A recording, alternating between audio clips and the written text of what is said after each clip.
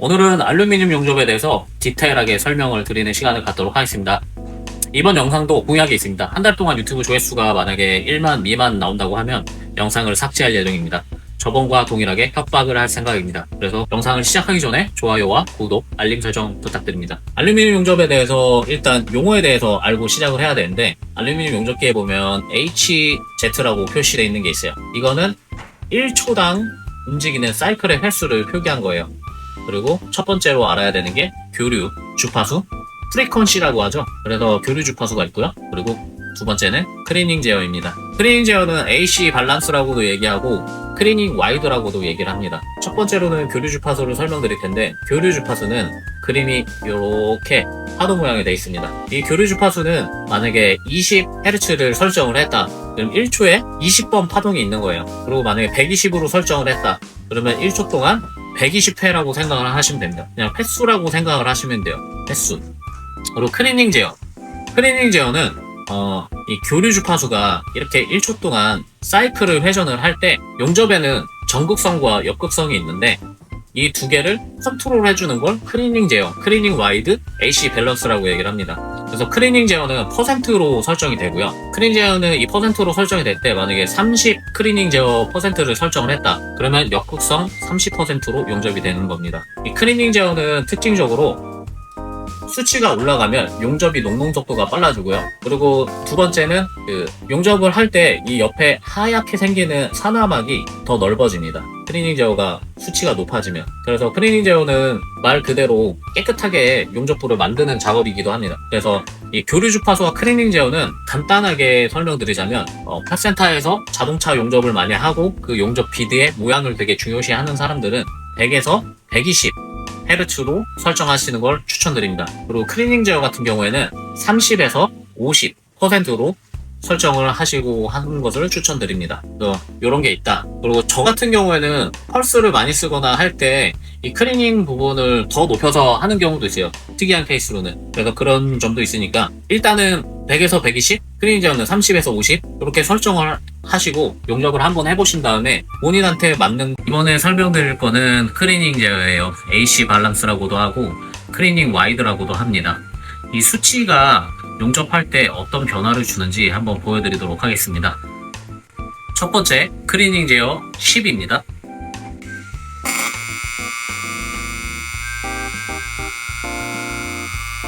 두 번째, 클리닝 제어 30입니다.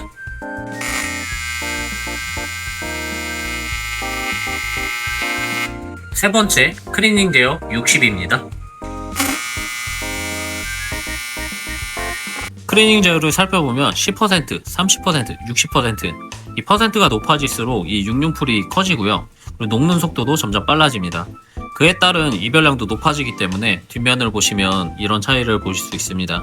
그리고 클리닝 제어가 높아지면 비드면은 굉장히 깨끗해지는데 텅스텐 소모가 굉장히 빨라집니다. 그래서 이 클리닝 제어는 퍼센트를 설정하실 때 본인이 사용하는 용접 시간이나 그리고 본인이 용접을 할 때 속도에 맞춰서 변경을 하시면 될 것 같습니다. 평균적으로 대부분 30에서 50%를 사용하시는 것을 저는 추천을 드리고요.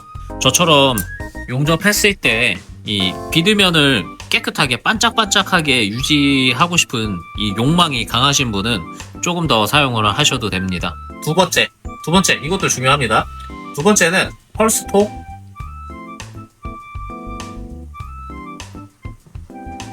그리고 펄스 주파수, 그리고 베이스 전류입니다. 펄스 폭은 퍼센트로 표시가 되어 있고요. 펄스 주파수는 헤르츠로 표시가 되어 있습니다. 이거는 쉽게 얘기하면 초당 1초당이에요. 1초당. 그리고 베이스 전류는 용접이 끝난 후에 흐르는 전류. 이 각각 기능들이 어떤 것을 하는지가 굉장히 중요합니다. 용접기 세팅을 할 때. 이 펄스 폭은 뭐냐면 용접을 할 때 이런 그림들이 또 나타납니다. 이쪽 기능에도. 이 펄스 폭이라는 거는 이 용접을 했을 때 머무르는 시간을 말합니다. 시간을 퍼센트로 조정을 합니다. 만약에 펄스 폭을 15%, 10%로 했다, 그러면 이 아크가 머무르는 시간이 10%입니다. 그리고 펄스 주파수는 시간이에요. 헤르츠는 초라고 얘기를 했잖아요. 이 사이클당 머무르는 시간을 말합니다. 그래서 만약에 이 펄스 주파수를 1Hz라고 했다, 그러면 여기서부터 여기 구간이 1초인 거예요. 이 구간이. 그리고 10%라고 했잖아요. 이 펄스 폭을 10%라고 하면은 1초 동안 얘는 0.1초 흐르고요. 그리고 나머지는 베이스 전류가 0.9초 흐르게 됩니다. 그래서 이 펄스는 왜 사용하냐? 우리가 용접을 하다 보면 그 이별량이라는 게 있어요. 그 모재가 가열되면서 온도가 계속 올라가는 현상을 이별량이라고 합니다. 근데 알루미늄은 이게 굉장히 심해요. 스테인리스에 비해서 이게 굉장히 심합니다. 만약에 용접을 할 때, 본인 용접을 할 때 이 비드를 시작하는 점 크기가 요만했는데 비드를 내면 낼수록 비드가 이렇게 크기가 점점 커진다. 그건 이별량이 엄청나게 상승을 하기 때문에 비드 폭이 유지가 안 되는 거라고 생각을 하시면 됩니다. 이때 이걸 컨트롤하기 위해서 필요한 게 이 펄스 폭과 펄스 주파수, 베이스 전류입니다. 그래서 이 펄스 폭을 대부분 사람들은 한 10%에서 한 30% 내외로 설정을 많이 하고요. 펄스 주파수를 사용하는 이유는 쉽게 설명드리면 여기는 뜨겁게 해주고 여기는 식히는 구간이라고 생각을 하시면 돼요. 근데 용접을 할 때 이별량이 확 오르는 이유는 이쪽 머무르는 시간이 길기 때문이에요. 그래서 이 용접을 할 때 이 펄스를 쓰는 이 펄스 폭과 펄스 주파수로 이걸 맞춰야 돼요. 이별량을. 그래서 이 펄스 폭이랑 펄스 주파수 세팅이 잘 되면 용접을 아무리 해도 이 비드의 폭이 일정하게 계속 유지가 됩니다. 그래서 뜨겁게 가열하고 식히고 뜨겁게 가열하고 식히고 이거를 어느 정도로 자기가 황금 비율을 맞추느냐 이거에 따라서 용접의 완성도가 바뀔 수 있습니다. 그리고 베이스 전류는 평균적으로 알루미늄 용접할 때 저 같은 경우에는 20에서 50 정도를 사용하고 있어요. 이 베이스 전류 같은 경우에는 용접이 끝난 후에 흐르는 전류를 말해요. 이 베이스 전류가 하는 역할은 이 베이스 전류는 아크를 유지시키기 위한 전류예요. 그래서 만약에 이 펄스 폭이랑 펄스 주파수를 사용을 했는데 용접면을 쓰고 볼 때 이 아크가 이 용접 토치에서 나오는 이 아크의 이 불빛이 불안정하다 그러면은 이 베이스 전류를 올리면 그 아크가 안정적으로 바뀝니다. 그래서 용접기 세팅할 때 이런 게 되게 중요합니다. 그래서 만약에 이제 전류를 이건 예제를 드는 거예요. 용접 전류를 120으로 했어요. 그리고 펄스 폭은 15%로 했어요. 그리고 펄스 주파수는 만약에 한 5Hz로 했어요. 그리고 베이스 전류는 30으로 했어요. 그런데 이 용접이 파바바박 될 때 이 아크가 불안정하면서 그 모재 육륜풀이 불안정하게 이렇게 녹을 경우에는 이 베이스 전류를 올려주면 이 아크가 안정화가 됩니다. 이런 방법이 있고 베이스 전류를 올려서 안정화를 시키는 방법도 있고요. 그리고 이런 경우에는 전류가 부족해서 그런 경우이기 때문에 전류를 올려서 해결할 수도 있습니다. 그리고 용접하는 시간을 머무르는 시간을 더 길게 늘리면 이별량이 올라가겠죠. 그래도 해결이 됩니다. 그래서 용접기 세팅을 할 때 되게 중요한 부분은 이런 게 있다. 이 펄스 폭, 펄스 주파수, 베이스 전류. 이게 굉장히 중요합니다. 그래서 본인이 용접할 때 이 세 가지에 대한 이 베이스가 굉장히 적정하게 맞춰졌다고 하면은 용접을 우리가 알루미늄 용접을 할 때 비리의 시작점과 끝나는 점에 이 비드 폭과 두께가 균일하게 됩니다. 알루미늄 용접을 할 때 펄스를 사용해야 되는 이유에 대해서 추가적인 설명을 드리도록 하겠습니다. 위에 거 같은 경우에는 지금 펄스를 사용하지 않은 용접이고요. 지금 아래쪽은 펄스를 사용한 용접이에요. 지금 위쪽은 보시면 용접 시작을 해서 끝날 때 이별량이 점점 이렇게 높아져서 이 비드가 점점 파이고 비드 폭이 계속 변하는 것을 볼 수 있습니다. 지금 아래쪽은 펄스를 사용을 한 것이고요. 펄스를 사용하다 보니까 이 시작된 비드와 끝나는 비드의 폭이 일정하죠. 그래서 펄스 같은 경우에는 자신의 용접 속도와 용접하는 스타일에 따라서 조정값이 다르기 때문에 이 펄스의 황금값은 본인이 용접을 해보시면서 조금씩 수정을 하셔야 됩니다.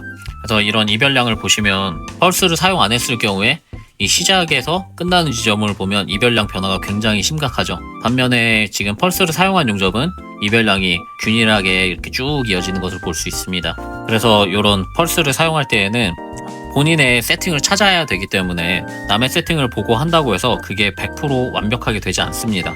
그래서 용접을 하시면서 이 펄스 폭과 펄스 주파수 그리고 베이스 전류 이렇게 세팅하는 것을 추천을 드립니다. 제가 이번에 보여드릴 스킬은 카센터에서 오일 담는 탱크라는 부품을 만들 때 자주 사용하는 스킬입니다. 펄스를 이용해서 하는 용접이고요.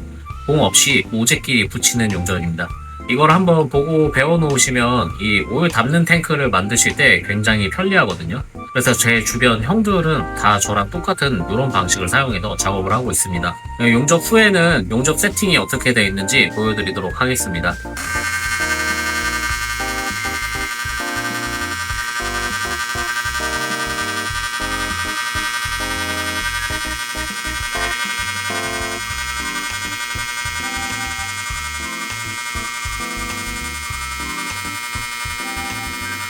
지금 보여드리는 용접기 세팅은 펄스를 이용해서 모재를 기계 용접처럼 붙였던 세팅입니다. 지금 세팅을 보여드리면 선가스 1, 용접 전류 100, 그리고 용접 폭 20, 그리고 펄스 10, 그리고 베이스 전류는 30을 사용했습니다. 이렇게 사용해보시고 만약에 이제 용접이 너무 빨리 녹는다 하시면은 이 용접 전류나 이 펄스 폭을 줄여서 사용을 하시면 됩니다. 그리고 이 펄스를 10으로 했는데 이렇게 펄스를 굉장히 빠르게 하면은 그 비드 면이 나는 게 꼭 기계 용접처럼 나타나거든요. 그래서 저는 이 방식을 가끔씩 사용합니다. 이번에 보여드릴 용접도 펄스를 이용한 용접인데 좀 전에 모재 용접 보여드린 거랑 비슷합니다. 이거는 대신 꼭 비드를 공을 사용해서 낸 것처럼 내는 용접이에요. 그래서 용접을 하고 한번 보여드리도록 하겠습니다. 이것도 터득해 놓으면은 이제 판재, ET 이런 모재를 사용해서 용접할 때 굉장히 편리합니다.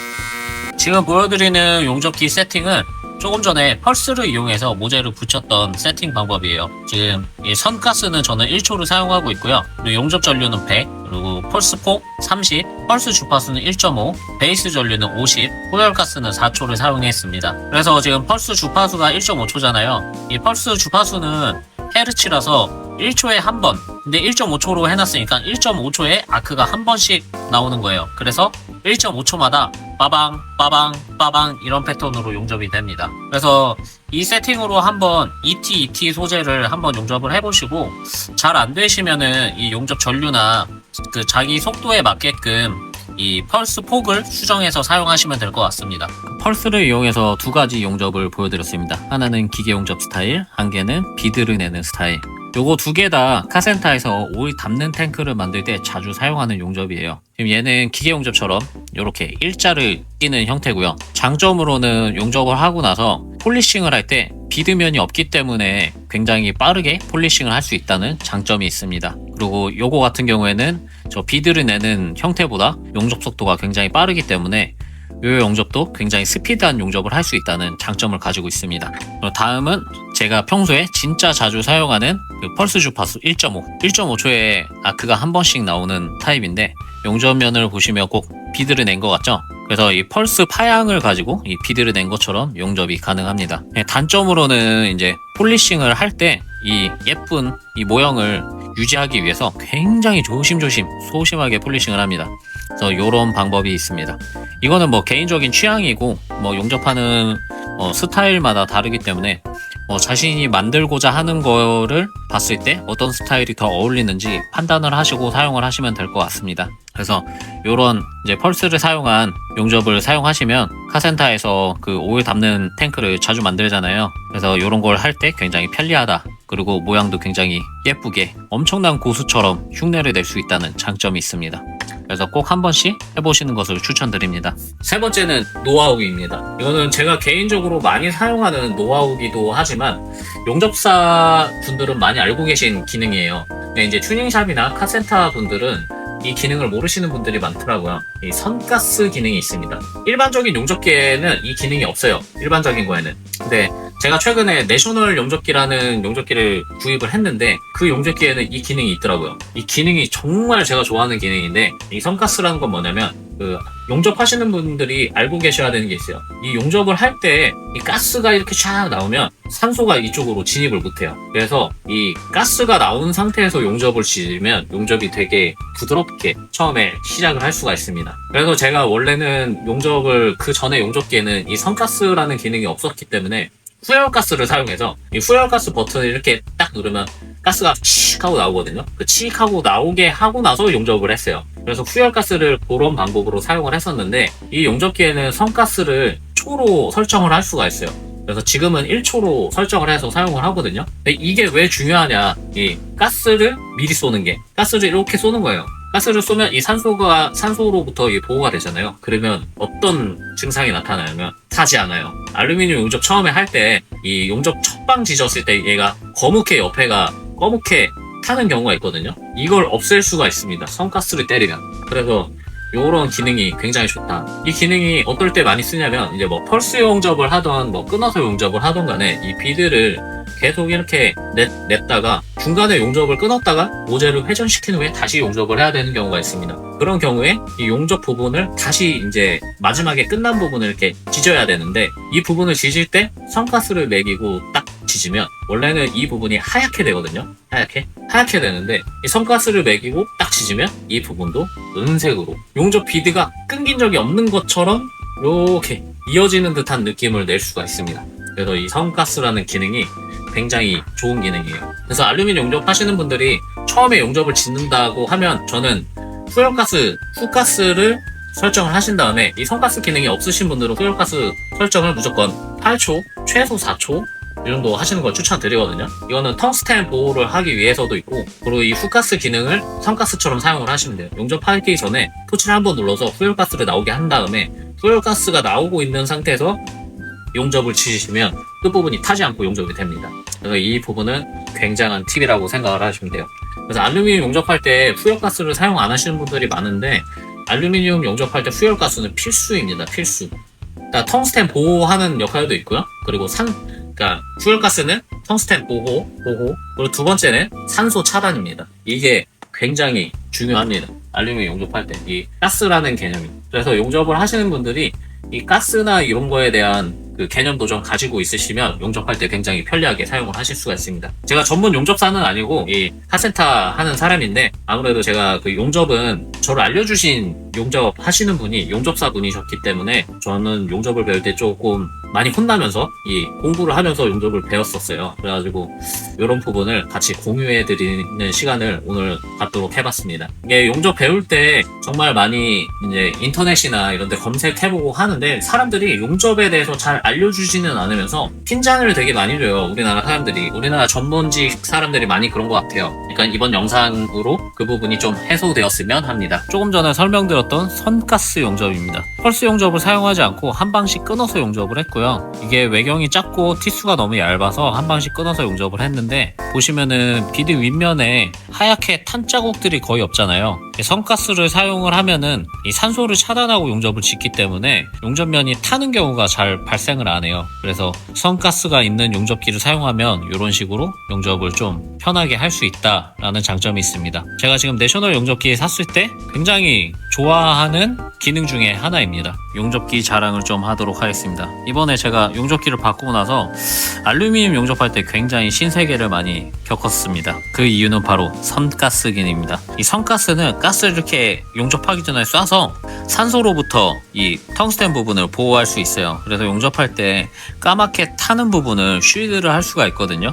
그래서 토치를 이렇게 누르게 되면 가스가 먼저 나오고 뒤에 전기가 나옵니다. 그래서 용접할 때 까맣게 타는 부분이 없어서 지금 너무 행복합니다. 그리고 제가 이 전자식 용접기를 사용하면서 제가 사용하는 용접기 세팅을 쉽게 정말 빠르게 변경할 수 있어가지고 정말 편리합니다. 구형 용접기를 쓰고 계신 분들이라면 요즘 나온 신형 전자식 용접기 한번 바꿔보시면 굉장히 신세계를 경험하실 수 있습니다. 그리고 또 한 가지, 이거는 제 개인적인 경험인데 이 알루미늄 용접을 할 때 이 몸뚱이가 뚱뚱하고 끝부분이 조그만한 세라믹을 사용하시면 용접이 굉장히 잘 됩니다. 그래서 저는 이런 박근 세라믹인데 지금 안은 이런 가스렌지 바디를 사용해서 용접을 하고 있습니다. 알루미늄 용접할 때 이런 것도 굉장히 중요하니까 이번 영상을 보시고 한번 구입해서 사용해 보시는 것을 추천드리겠습니다. 영상을 처음 시작할 때 설명드렸지만 조회수 안 나오면 영상 삭제할 겁니다. 협박입니다. 지금이라도 듣지 않았습니다. 빨리 좋아요 누르세요. 이건 제가 최근에 만든 차량입니다. 웬만한 카센터들이 한 달에 한 번 정도는 용접을 많이 해야 될 때가 있는 것 같습니다. 제가 전문 용접사는 아니기 때문에 설명이 부족한 부분이 있을 수 있습니다. 양해 부탁드립니다. 그래도 오늘 영상을 보시면 이런 오일 담는 탱크 이렇게 용접이 똑같이 가능하실 겁니다. 그러려면 일단 저랑 같은 용접기를 사시면 똑같이 되지 않을까 싶습니다. 그래서 이번 용접 영상은 알루미늄 용접에 대한 어려움이 조금이라도 해소되기 바랍니다.